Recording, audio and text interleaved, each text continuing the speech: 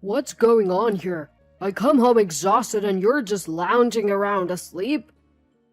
My husband is the worst.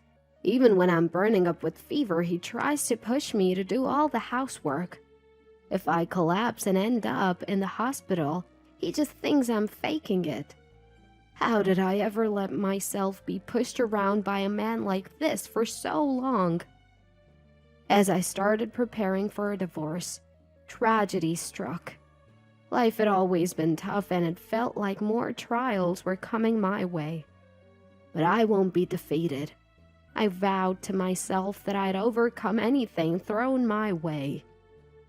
My name is Susie, 52 years old. I'm a part-time working housewife.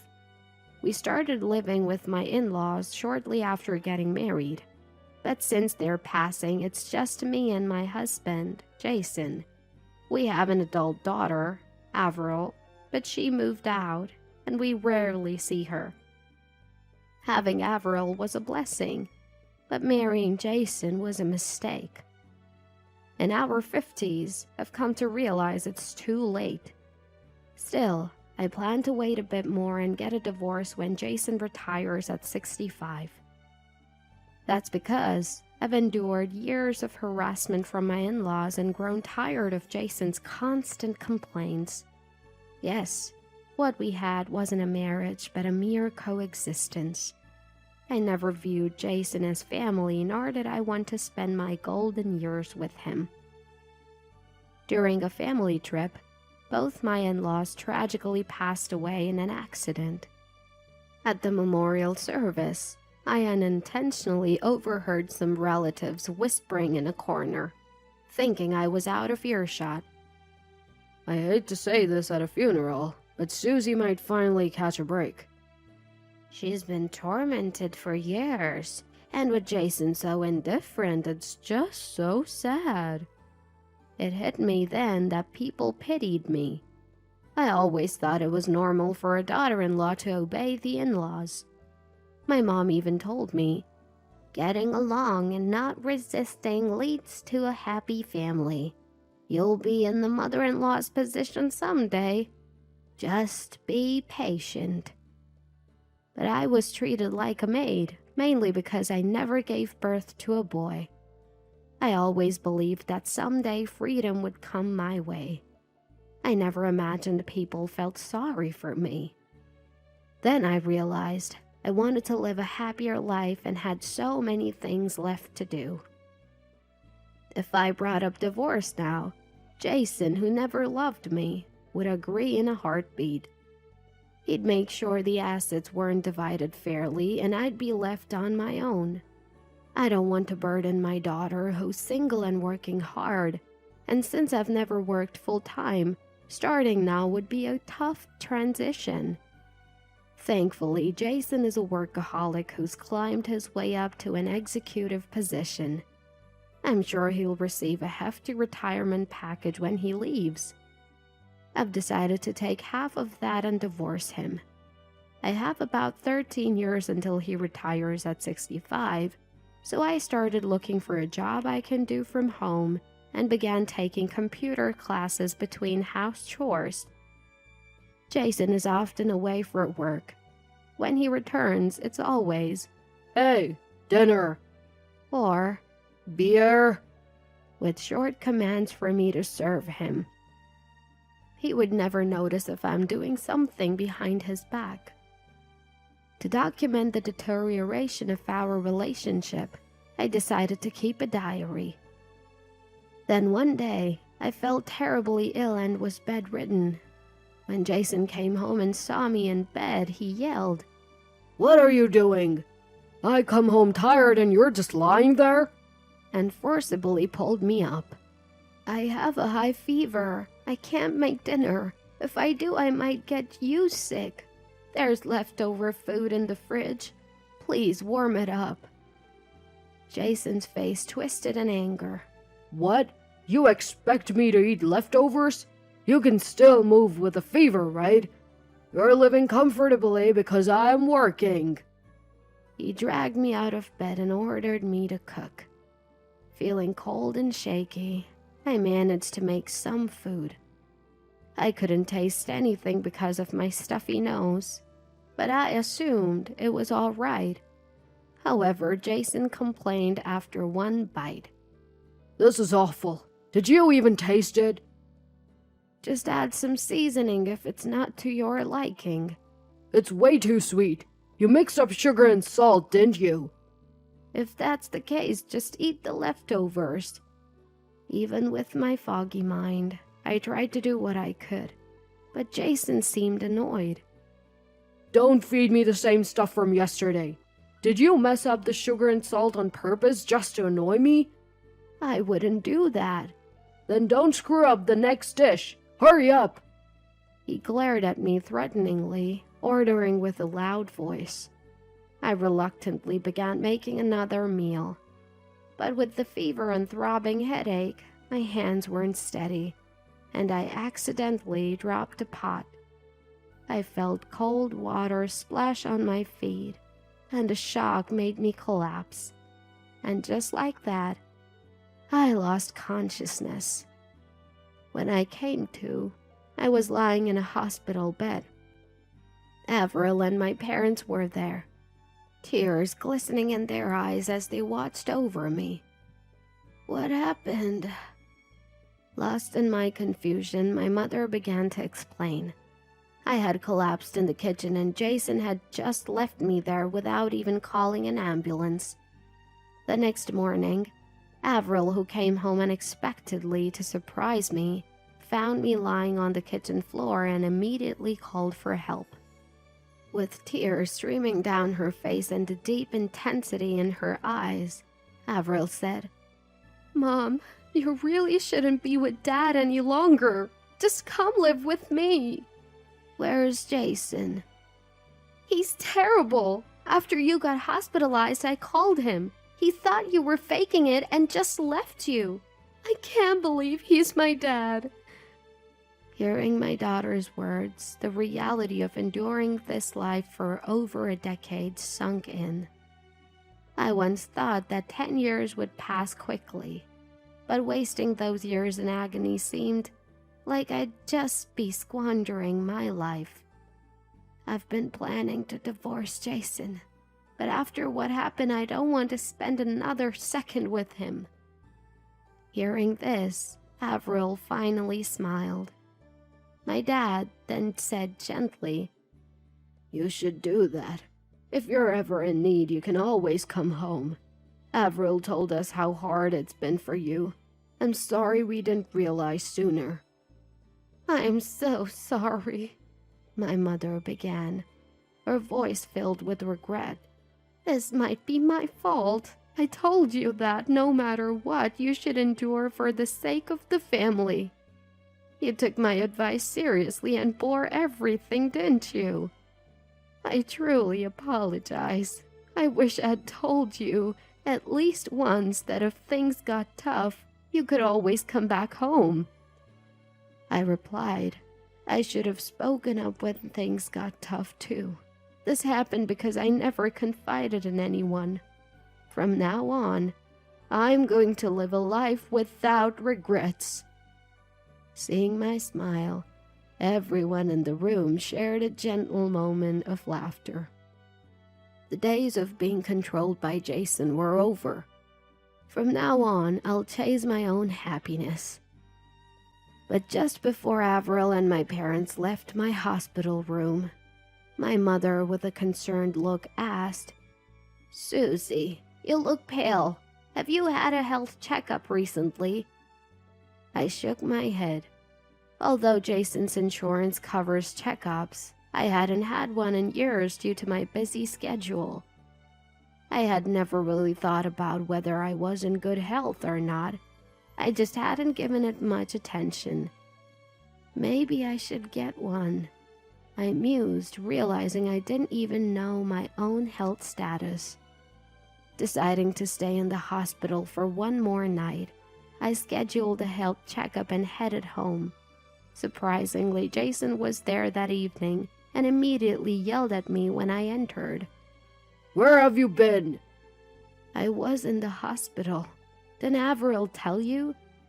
he accused, You probably had Avril lie for you while you went out with some stranger. I heard someone saw a woman who looks just like you with a man I've never seen." Caught off guard by the baseless accusation, I was a bit slow to react. "What are you talking about? I have no idea what you mean. People who look like me could be anywhere. I've been in the hospital. You can check with them if you want. Look, I have the paperwork from the hospital right here." "You're terrible at lying. I can tell you're flustered."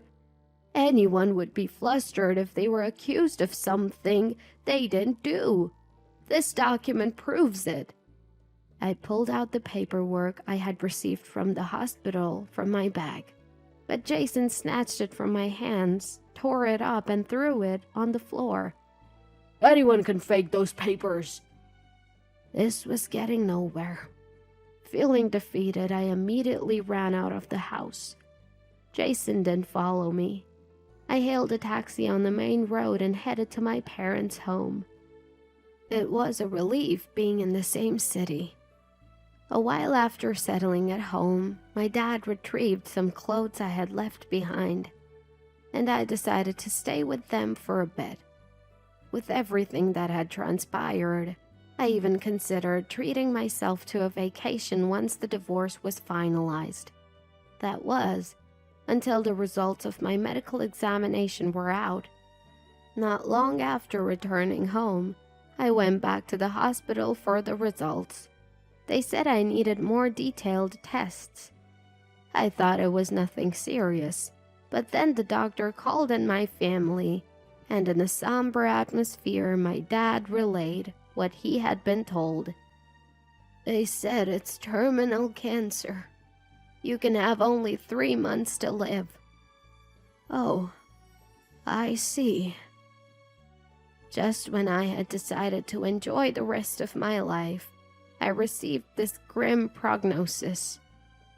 While I recognized the gravity of the words, they didn't quite sink in. I was simply in shock.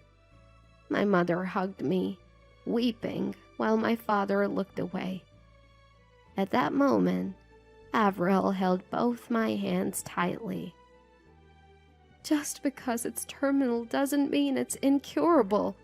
Medicine has advanced so much. I want you to experience more happiness. I want you to see you smiling every day.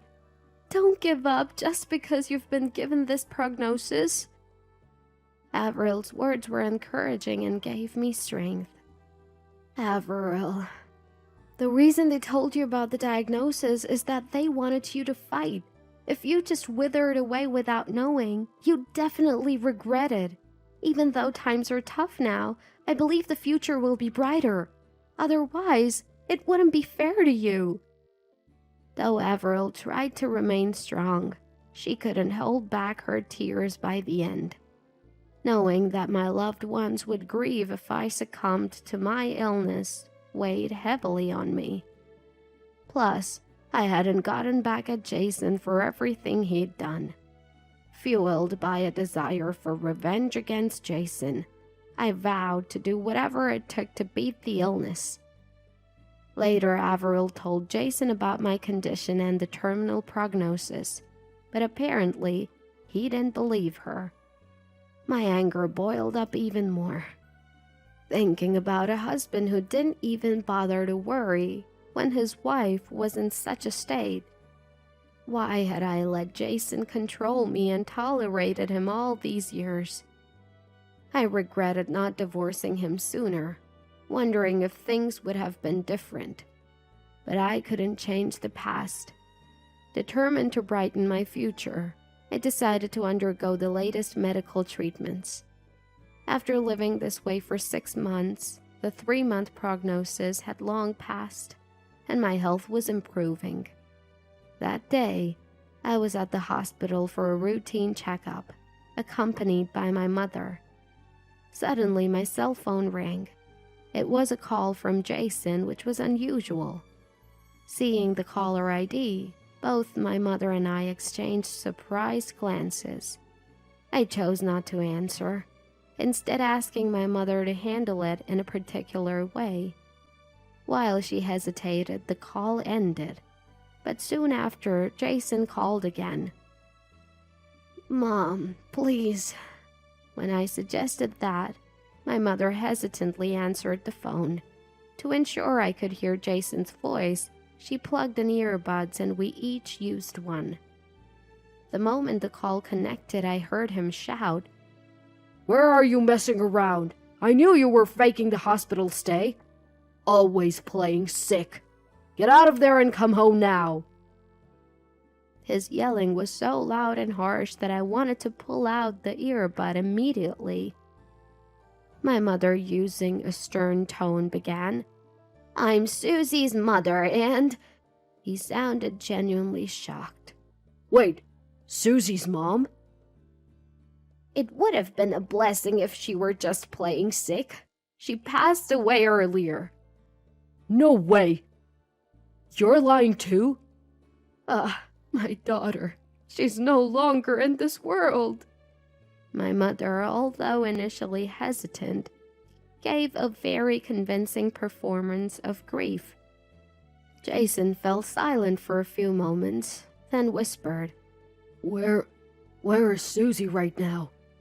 She told him the name of the hospital and hung up. We then alerted my father, Averill, and other relatives to gather in my room, anticipating Jason's arrival. Given Jason's prominent position at his company, we didn't expect him to arrive immediately. Besides, my father and Averill, relatives from Jason's side of the family, came as well. Because I had always been genuinely supportive during New Year's and summer holidays, they were quick to rally behind me. When Jason finally stormed into the room, furious, he yelled, "I heard you died, but the receptionist told me you're still admitted here." At the reception desk, it seemed he learned that I was still alive and found out my room number. He appeared furious, feeling deceived, but he suddenly toned it down upon seeing the relatives present. I had called the relatives as a buffer against Jason, who cares about public perception. If they hadn't been there, he might have verbally abused or even harmed me for lying. I'm grateful to those who came to support me. I heard Susie passed away," He said hesitantly, so I responded first. "I asked Mom to tell you that. Without such drastic measures, you'd continue to think I'm just faking my illness, wouldn't you? Telling your suffering wife to come home and do housework. How could you?" Then, Averill, with a look of contempt, addressed Jason. "Dad, now do you believe Mom wasn't faking? She was told she only had 3 months to live, but she promised to stay alive until the divorce. Mom really fought hard." "Divorce?" I thrust forward the divorce papers my father had gotten from the office. "Please, grant me this divorce. It's my final request to you. I don't want to die as your wife." "You hate me that much?" "Tell me, did you ever do a single thing that would make me like you?" "I brought in money. You lived comfortably, didn't you?" "Please, don't make me laugh. I didn't marry money. I wanted a relationship where we could support each other. Clearly, that wasn't possible with you. My biggest regret is not divorcing you sooner. Now, sign it." I asserted firmly, and the relatives backed me up. "It's all because you've made Susie suffer for so long. That is the consequence of your actions. Can't you grant your wife's last wish?" "I'm ashamed to call you family. Poor Susie." Other relatives began to scold Jason in turn. "I'm struggling without Susie. I've never done housework, so our home's a mess. I can't imagine our finances either. I spend too much. I wish Susie was only pretending. I'm genuinely sorry." Jason, with tears in his eyes, signed the divorce papers. "I don't want to see your face for another second. Leave now," I demanded, and the dejected Jason left. Later, with the help of my lawyer, I successfully secured half of our assets. Regarding the long-time harassment from my in-laws, I claimed that Jason was complicit by turning a blind eye, and I demanded compensation. Though the evidence was scant and I couldn't claim much, I still managed about $10,000, which felt satisfactory. What's valuable to me isn't money, but living freely without anyone's control. Jason, mistakenly thinking I was dying soon, was furious about the compensation claim, but I had already been discharged from the hospital and moved near Averil's apartment with my parents, so he couldn't find me. Turns out, Jason tried to sue me through my lawyer, alleging that I had an affair and demanding compensation from me. However, it became clear that the day Jason's acquaintance claimed to have seen me walking with an unknown man, I was in the hospital. When it was confirmed that the woman wasn't me, my lawyer promptly dismissed Jason's accusations. After that, Jason was ostracized by the entire family, and even Averil cut ties with him. Left with no one to turn to, he apparently resorted to hiring a housekeeper. But hiring housekeeping isn't cheap, and Jason started looking for a wife who'd do the chores for less. He tried wooing his housekeepers during work hours and even made unexpected marriage proposals, leading him to be flagged as a person of concern by staffing agencies. Rumors spread that a housekeeper had sued Jason, and the scandal hit company heavily reduced his severance pay and fired him. Now he seems to be working part-time, just making ends meet. My treatment went well. The metastasized tumors almost disappeared and the primary tumor vanished. I started thinking about the future, focusing on doing everything I wanted, and my days became positive, bright, and fulfilling. Currently, I'm working remotely on tasks like data entry. I've started preparations, anticipating the need to care for my aging parents in the future. Avril met someone wonderful and came to introduce him. My parents and I were overjoyed. I told Avril, "Be happy, but if things get tough, remember, you can always come back." Having been through my own challenges and come out the other side, I could say this with confidence. Now, while hoping for Averil's happiness, I aim to live each day with joy and positivity.